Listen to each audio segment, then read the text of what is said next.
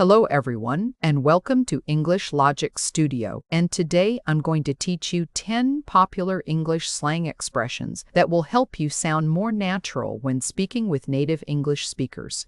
First, I'll explain what slang is. Slang is informal language that native speakers use all the time in casual conversations, in text messages, on social media, and even in some workplace settings.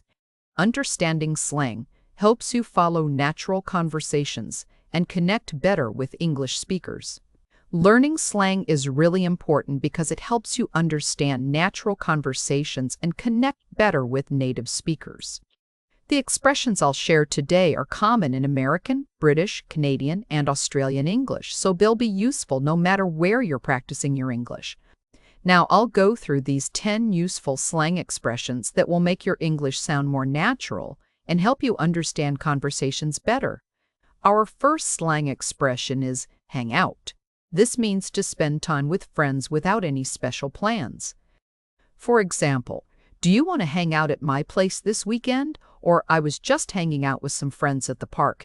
People use this all the time.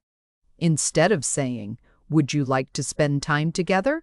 Which sounds too formal. Most English speakers just say, want to hang out. It's simple and friendly.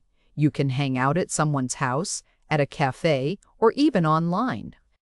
Hanging out doesn't mean doing anything specific, just spending casual time together, talking, watching TV, or whatever feels good at the moment. Our second expression is chill. As a verb, it means to relax. As an adjective, it describes someone who is relaxed and not easily upset. For instance, I'm just going to chill at home tonight, or don't worry about it, she's very chill. You can use this word in many situations. You can chill out when you need to calm down. You can have a chill evening, which means a relaxed evening with nothing stressful. You can also tell someone to chill when they're getting angry or worried. It means calm down. Young people especially use this word a lot. Being chill is usually seen as something good. It means you're easy to get along with and don't get upset easily. Our third expression is I'm down, which means I agree or yes, I want to do that. For example, when someone asks, do you want to go to that new restaurant tonight? You can simply respond with, yeah, I'm down. This is a casual way to say yes to a suggestion. It's much more natural in friendly talk than saying, I agree, or yes, that's acceptable to me. When you say, I'm down, you're showing that you're willing and happy to join whatever is being planned. Remember, though, only use this with friends. Don't say, I'm down, to your boss or in a job interview. You can also say, I'm down for that, or I'm down to help, to show you're willing to do something. Our fourth expression is ghosting. This means suddenly stopping all contact with someone without telling them why. For instance, we went on 2 dates and then he ghosted me. He never replied to my messages again. This term became popular with dating apps and texting. If someone ghosts you, they disappear from your life without explanation. One day they're texting you, the next day they stop answering completely. People also use this for friendships, not just dating. For example, I thought we were friends, but she ghosted me after I couldn't go to her party. Being ghosted can feel hurtful because there's no explanation or closure. When someone completely ignores your calls and messages, they are ghosting you. Our fifth slang expression is crash, which means to sleep or stay temporarily at someone's place. For example, my apartment is being painted, so can I crash at your place tonight? This word has nothing to do with accidents. When you crash at someone's place, you're sleeping there for a short time. People use this when the stay is unplanned or casual. For example, after a late party, you might ask a friend, can I crash on your couch tonight? It's much more casual than saying, may I stay at your residence? You can crash on a couch, in a spare room, or even on the floor with a sleeping bag. The word suggests the stay is temporary and informal. You wouldn't say you're crashing if you're staying at a hotel or renting an apartment. It's specifically for staying at someone else's home. Our sixth expression is bail, which means to cancel plans or leave suddenly. For instance, I'm not feeling well, so I'm going to bail on the party tonight. Or, we were at the restaurant for an hour when she suddenly bailed. When you bail, you're leaving a situation or canceling plans, often at the last minute. You can bail on an event, a person, or a commitment. For example, I had to bail on the movie because I got stuck at work. You can also use it when you need to leave somewhere quickly. The party was boring, so we bailed after 30 minutes. Be careful, though, if you bail on friends too often. They might get annoyed and think you're unreliable. Some people might call you a flake if you frequently bail on plans. Most people understand if you bail occasionally for good reasons, but it's polite to let people know as soon as possible if you need to cancel. Our seventh expression is spill the tea, which means to share gossip or reveal exciting information. For example, come on, spill the tea about your date last night. This expression has nothing to do with actual tea or drinks. The tea here means gossip or interesting personal information. When someone says spill the tea, they're asking you to tell them the latest news or secrets. It's like saying, give me all the details. For example, after a job interview, a friend might text you, spill the tea. How did it go? You might also hear people say, what's the tea? Meaning, what's the gossip? Or, that's the tea, meaning, that's the truth, or that's what really happened. This expression started in drag culture and spread through social media. It's mostly used in casual conversations among friends, not in professional settings.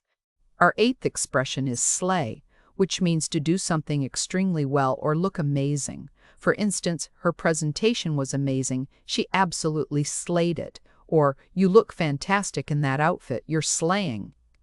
This word comes from the world of fashion and performance, but is now used for any situation where someone does exceptionally well. When you slay something, you do it so well that you figuratively kill it. Another similar expression. For example, she slayed her job interview means she did extremely well. That musician slays on the guitar means they play guitar amazingly well. You can also just say someone slays to mean they look fantastic or perform excellently. It's a very strong compliment. You can use it as a verb, she slayed the performance, as an adjective, that was a slaying performance, or even as an exclamation, slay, queen. This term is especially common among younger people and on social media. Our ninth expression is low-key, which means slightly, secretly, or in a restrained way. For example, I'm low-key excited about the party tomorrow, or this restaurant is low-key the best place in town. Low-key originally meant something that was subtle, quiet, or not attracting attention. Now, people use it in a more complex way. When someone says they're low-key interested in something, they're actually quite interested, but trying not to show too much enthusiasm. It's like they're keeping their feelings somewhat hidden. For example, I'm low-key hoping they'll offer me the job, means you really want the job, but don't want to seem too eager. You can also use it to describe something that isn't widely known. That's a low-key great coffee shop means it's excellent, but not many people know about it. The opposite is high-key, which means obviously or openly. For example, I'm high-key obsessed with that new song means you're very openly enthusiastic about it. Both terms are especially common in text messages and on social media. Our final expression is vibe, which refers to the atmosphere, feeling, or energy of a place, situation, or person. For instance, the restaurant had a really good vibe, or I'm not getting a good vibe from that guy. Vibe is short for vibration, and it describes the feeling or energy you get from a person, place, or situation. It's about the impression or mood that you sense. For example, this cafe has a cozy vibe, means the cafe feels comfortable and welcoming. When you meet someone new, you might say, I like their vibe, meaning you enjoy their personality or energy. You can use it in many ways. The vibes were off at the party means something felt strange or uncomfortable. We're vibing means you're connecting well with someone. What's the vibe means what's the mood or plan. You can also use it as a verb. I'm just vibing means you're relaxing and enjoying the moment without doing anything specific. This word is extremely useful for describing feelings that are hard to put into words. If something has good vibes, it creates positive feelings, even if you can't explain exactly why. There you have it. 10 essential slang expressions that will help you understand and connect with native English speakers. Remember, slang changes all the time, but these expressions are widely used and will likely remain popular for years to come. Try using these expressions in your conversations with English speakers. Start with one or two that you find most useful. Don't try to use all of them at once, that would sound unnatural. Instead, gradually add them to your vocabulary when the situation fits. When you understand slang, you'll find it easier to follow everyday conversations and connect with native speakers. You'll catch more of what's being said in casual situations, movies, and TV shows. Plus, using these expressions correctly will help you sound more natural and confident.